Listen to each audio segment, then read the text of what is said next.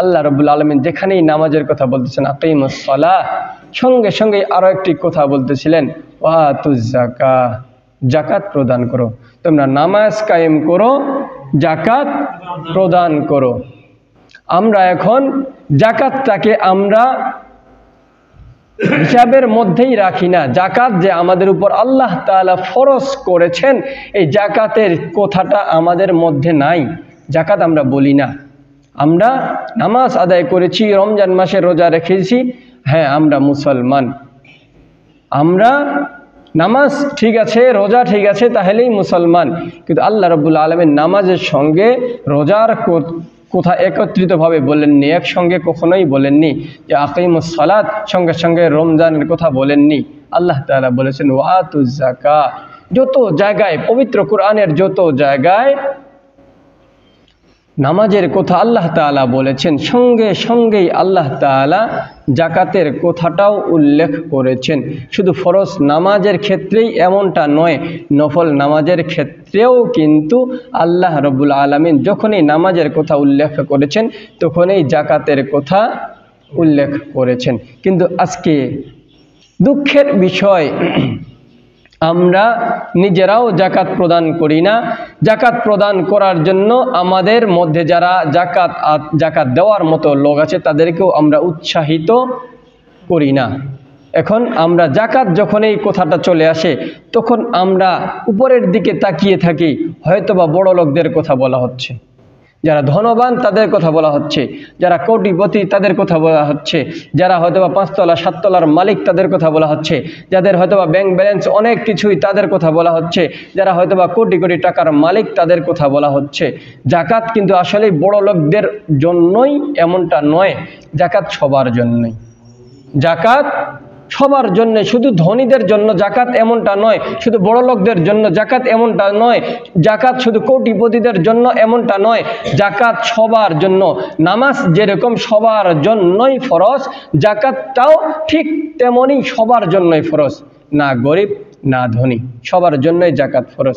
এবার আমাদের মনের মধ্যে চিন্তা চলে আসলো, এটা কেমন কথা হইল, আমরা গরিব, আমাদের মধ্যে আবার যাকাত ফরজ হয় কিভাবে? সম্মানিত হাজরিন, আমি উদাহরণস্বরূপ দিতে চাচ্ছিলাম, মাঝে মাঝে দেখা যায় অনেক ভিক্ষুকের বাড়ি তল্লাশি করা হয়। অনেক ভিক্ষুক মারা যায়, কেউ নাই বাড়িতে, মারা যাওয়ার পর ওর বাড়িটা যখন তল্লাশি করা হয়, বাড়িতে কি আছে, তখন বস্তা কি বস্তা টাকা পাওয়া যায়। বস্তা কি বস্তা টাকা ভিক্ষুকের বাড়িতেও পাওয়া যায়। যদি ওই ভিক্ষুকের বাড়িতে 1 বস্তা টাকা বা 1 লক্ষ টাকা বা 50-60 হাজার টাকা 1 বছর থেকে জমা থাকে, সেই ভিক্ষুকের উপরেও কিন্তু যাকাত ফরজ। তাহলে একটা ভিক্ষুকের উপর যাকাত ফরজ, আপনার আমার উপর যাকাত ফরজ হয় কিনা?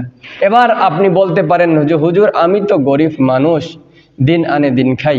কেউ বলতে পারেন হুজুর আমি কোনো মতো একটা ব্যবসা করি আর চলি। কেউ বলতে পারেন হুজুর কোনো মতো আমি একটা চাকরি করি আর চলি, তাহলে আমার উপর যাকাত ফরজ কিভাবে? যারা 5 তলা 7 তলা 10 তলার মালিক তাদের উপর যাকাত ফরজ। এবার আমি উদাহরণটা এভাবে বলতে চাচ্ছিলাম, আমরা যারা দিনাজপুরে বসবাস করি, গ্রামের মধ্যে বসবাস করি, আমরা যখন দিনাজপুর শহরের মধ্যে যাই, যাওয়ার পর যখন আমরা চতুর্দিকে লক্ষ্য করি, আমরা গ্রামের মধ্যে সবুজ আর সবুজ দেখি, গাছপালা দেখি, ঘাস গাছালি দেখি।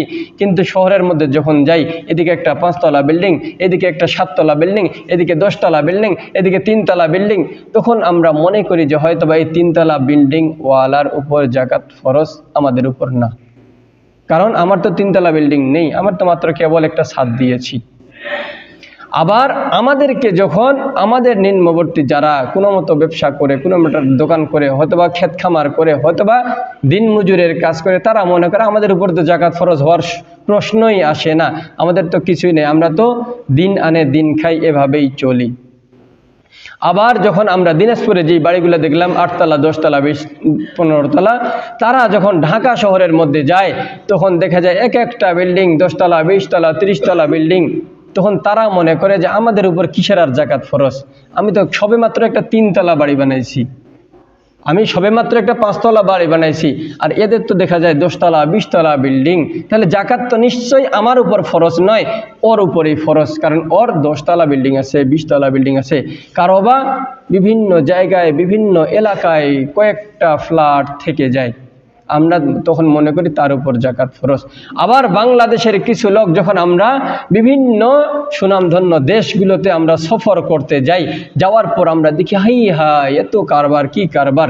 আমাদের তো দিনাজপুরে বাংলাদেশে যে বিল্ডিংগুলো দেখেছি, এই বিল্ডিং তো এখানে মনে হচ্ছে কুড়ে ঘর, তার থেকেও কত বড় বড় বিল্ডিং, কত সুন্দর সুন্দর কারুকার্যওয়ালা বিল্ডিং। তাহলে জাকাত তো এদের উপরেই ফরজ। নিজের স্থান থেকে কেউই কিন্তু আমরা এখনো স্বাবলম্বী হইলাম না, কারণ আমি মনে করতেছি আমার উপর জাকাত ফরজ ন, কারণ আমার থেকে যারা 2 তলা বিল্ডিংওয়ালা তার উপর জাকাত ফরজ, 2 তলা মনে করছে 3 তলাওয়ালার উপর ফরজ, 3 তলা মনে করতেছে 4 তলার উপর ফরজ, 4 তলা মনে করতেছে যারা ঢাকা শহরে বাড়ি তাদের উপর ফরজ, ঢাকা শহর মনে করতেছে যারা বিদেশের মধ্যে বসবাস করে, বিদেশের যারা বিল্ডিং বানিয়েছে তাদের উপর ফরজ। তাহলে নিজের স্থান থেকে কেউ আমরা বুঝতে পারতেছি না জাকাতটা কার উপরেই ফরজ। এবার সম্মানিত হাজরিন, জাকাত ফরজ কার উপরে? আল্লাহ তাআলা জাকাত ফরজ করলেন নামাজের সঙ্গে সঙ্গে। যতবার নামাজের কথা বলেছেন, আকিমুস সালাত, তোমরা নামাজ কায়েম করো, ততবারই বলতেছেন ওয়া আতুজ যাকাত, তোমরা জাকাত প্রদান করো। তাহলে জাকাত প্রদান করতে হবে সবাইকে। নামাজ যেরকম সবার জন্য আমভাবে সবার জন্য নামাজ, ঠিক সেরকম সবার জন্যই জাকাত। এবার আমরা চিন্তা করছি তাহলে জাকাত আমরা দিব কিভাবে? আমি তো মনে করতেছি আমি গরিব। এবার আমি বলতে চাচ্ছিলাম যে সম্মানিত হাজরিন, আপনি যদি জাকাতের সমমান, আপনার বড়লোক হওয়ার দরকার নাই, কোটিপতি হওয়ার দরকার নাই, ব্যাংক ব্যালেন্স থাকার দরকার নাই, আপনার বড় বড় ব্যবসা প্রতিষ্ঠান থাকার দরকার নাই, আপনার বড় বড় চাকরি করার দরকার নাই, আপনার বড় বড় বিল্ডিং হওয়ার দরকার নাই। আপনার কাছে যদি জাকাতের সম পরিমাণ অর্থ 1 বছর মজুদ থাকে, তাহলেই আপনার উপর জাকাত ফরজ। এবার আপনি চিন্তা করছেন জাকাতের মজুদ কতটুকু থাকলে আমার উপর জাকাত ফরজ? আল্লাহ রসুল সাল্লাল্লাহু আলাইহি সাল্লাম আমাদেরকে জানিয়ে দিয়েছেন 7.5 তোলা স্বর্ণ অথবা 52 ভরি রূপ্য। 7.5 তোলা স্বর্ণ অথবা 52 ভরি রূপের সমমান অর্থ, অথবা সোনা রূপা মিলে যদি সমমান অর্থ আপনার কাছে 1 বছর যোগান থাকে, যেই টাকাটার আপনার কোনোদিন 1 বছরের মধ্যে প্রয়োজন হয় নাই, যেই টাকাটা খরচ করতে হবে বা খরচ করার জন্য বের করেছেন, খরচ করার জন্য আপনি নিয়েছেন, তাহলে আপনার উপর জাকাত ফরজ। তাহলে আপনার উপর জাকাত ফরজ। এখন 7.5 তোলা স্বর্ণ অথবা 52 ভরি রূপের দাম কত? যারা আমরা সোনার কারবার করি, যারা মাঝে মাঝেই স্বর্ণকারের দোকানে বসি, আমরা খেয়াল করলে দেখব 50, 60, 70 হাজার টাকার মধ্যেই 52.5 ভরি রূপার দাম। তাহলে 52.5 ভরি রূপার দাম যদি 60-70 হাজার টাকা হয়, 60-70 হাজার টাকা আপনার কাছে সারা বছর জমা ছিল কি না? এবার আপনি নিজেই চিন্তা করেন। আপনাকে কোটিপতি হওয়ার দরকার নাই, অথবা আপনার ব্যাংকের মধ্যে আপনি 1 লাখ টাকা রেখে দিয়েছেন, ফিক্সড করে রেখে দিয়েছেন, আপনি সেখান থেকে লভ্যাংশ তুলে তুলে আপনি খাচ্ছেন, আপনার 1 লক্ষ টাকা আপনার আছে। এবার আপনি বলেন যে আপনার উপর জাকাত ফরজ হয়েছে কি না? এবার আমরা চিন্তা করি জাকাত যদি দিতে যাই, জাকাত কতটুকু দিব? জাকাত দিতে হবে 1,000 টাকায় 2.5 টাকা। 1000 টাকায় 2.5 টাকা সমমানে 1 লক্ষ টাকা থাকলে 1 লক্ষ টাকার সমমানে আপনাকে 2.5 টাকা জাকাত দেওয়ার লাগবে। 2.5 টাকা 1 লক্ষ টাকার রেফারেন্সে আপনাকে 2.5 টাকা জাকাত দিতে হবে। এবার আমরা অনেকে চিন্তা করি হায় হায় আমার তো 5-10 লক্ষ টাকা আছে, তাহলে 2.5 করে যদি আমি হিসাব করতে যাই, 10 লক্ষ টাকায় 10 দুগুণে 20, আবার এদিকে প্রায় 25,000 টাকা, আমার 25,000 টাকা জাকাত দেওয়ার লাগবে। কেন এতগুলো টাকা? আমার তো মাটিতে ফেলে দেওয়া হয়ে গেল, পানিতে ফেলে দেওয়া হয়ে গেল। কিন্তু আল্লাহ তাআলা বলছেন না, জাকাত প্রদান করেছো মানে তুমি তোমার সম্পদটাকে বাড়িয়ে নিয়েছো। জাকাত প্রদান করেছো মানে তুমি তোমার সম্পদটাকে বাড়াইছো, কমাও নেই, বাড়াইছো। আমরা তো সচক্ষে দেখতেছি, চর্ম চোখে দেখতেছি, টাকা আমরা দান করা মানে টাকাটা শেষ হয়ে যাওয়া, টাকাটা দান করতেছি মানে টাকাটা আমার পকেট থেকে হারিয়ে গেল। কিন্তু আল্লাহ তাআলা বলছেন না, জাকাত দেওয়া মানে টাকা হারিয়ে যাওয়া নয়, টাকাটা বৃদ্ধি পাওয়া। তারপরেও আমরা বুঝতেছি না। রাসূল আকরাম সাল্লাল্লাহু আলাইহি ওয়াসাল্লামের যুগে একজন ইহুদি মহিলা রসুল আকরাম সাল্লাল্লাহু আলাইহি সাল্লামের যুগে একজন ইহুদি মহিলা যখন জাকাতের কথা শুনলেন এবং যখন শুনলেন যে জাকাত দিলে অর্থ বৃদ্ধি পায়, কমে না, তখন সেই ইহুদি মহিলা চিন্তা করলেন আমিও একটু জাকাত দিই, দেখি অর্থ কিভাবে বাড়তেছে। এবার জাকাত দিলেন, জাকাত দিয়ে দেখতেছেন অর্থ তো বাড়ে না, টাকা তো বাড়ে না, মাল সম্পদ তো বাড়ে না, স্বর্ণ অলংকার তো বাড়তেছে না। যখন দেখতেছে বাড়ে না, চিন্তা করে হায় হায়, আমি তো মুহাম্মদের কথা শুনে জাকাত দিয়ে দিলাম, অনেক টাকা দিয়ে দিলাম, কিন্তু আমার সম্পদ তো বাড়তেছে না। হঠাৎ করে দূর দূরান্তে বিভিন্ন জায়গায় ব্যবসায়ের জন্য তারা উট স্বর্ণ অলংকার, ব্যবসায়ের প্রতিষ্ঠান, ব্যবসার মাল বিভিন্ন জায়গায় তাদের নিয়ে যাওয়া হইতো, নিয়ে আসা হইতো। হঠাৎ করে শুনতেছে যে রাস্তার মধ্যে আসার সময় অনেকগুলা উট ডাকাত দল ছিনতাই করে নিয়েছে, চুরি করে নিয়েছে, মালামালগুলো লুণ্ঠন করেছে। এবার সেই মহিলা আরও চিন্তিত হয়ে গেলেন, হায় হায় হায়, আমি মুহাম্মদের কথা শুনে অর্থ সম্পদ বাড়ার লোভে আমি জাকাত দিলাম, এবার তো আমার জাকাত বাড়লই না, টাকা তো অর্থ সম্পদ বাড়লই না, বরঞ্চ শুনতেছি যে অমুক জায়গায় অনেকগুলো উট লুণ্ঠন হয়ে গেছে, তার মধ্যে তো আমার উটটাও হয়তো বা ছিল, আমারও 100 উট ছিল, সেই 100 উট হয়তো বা লুণ্ঠন হয়ে গেছে। হায় হায়, তাহলে তো আমার সব কিছুই বরবাদ হয়ে গেল। সে চিন্তিত হয়ে গেছেন, আর চিন্তা করছেন লুণ্ঠন হইলেও উট এবং বণিক যারা আছে তারা তো ফিরে আসবে, ওরা ফিরে আসা অবধি আমি চুপ করে থাকি, ফিরে আসার পরে আমি মুহাম্মদের কাছে যাব, তার কথা শুনে আমি জাকাত দিলাম, কিন্তু আমার অর্থ সম্পদ তো বাড়লো না, বরঞ্চ আমার মাল সম্পদ চুরি হয়ে গেল। এবার হঠাৎ করে চিন্তা করতে করতে হঠাৎ কয়েকদিন পরে দেখে যে বাড়ির পাশে অনেকগুলা উট এসে জমা লেগে গেছে। এবার সেই মহিলা গিয়ে দেখতেছে যে হায় হায়, আমার তো উটও ঠিক আছে, উটের বণিক যারা ছিল তারাও ঠিক আছে, এমনকি মালামাল যেগুলো থাকার কথা সেই মালামালও ঠিক আছে।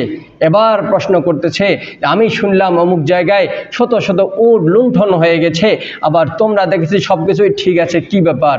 এবার ওরা বলতেছে, আমরা তো প্রতিমধ্যে আসতেছিলাম, উট আমাদের সামনে যারা আসতেছিল তারাও আসতেছিল, আমরাও পিছনে পিছনে আসতেছিলাম, হঠাৎ করে আমরা খেয়াল করে দেখলাম যেখানে চুরি হয়েছে, যেখানে ছিনতাই হয়েছে, যেখানে লুণ্ঠন হয়েছে মালামালগুলো, সেই জায়গায় আসার কিছু দূর আগে আমাদের যে প্রধান উটটি ছিল, যেই উটটা সর্বপ্রথম লাইনে ছিল, সেই উটটি হঠাৎ করে হোঁচট খেয়ে পড়ে গেল। উটটি হঠাৎ করে হোঁচট খেয়ে পড়ে গেল। যারা উট দেখেছেন তারা বলতে পারবেন, আমরা উট দেখি নাই, হয়তো বা খালি গল্পেই শুনেছি।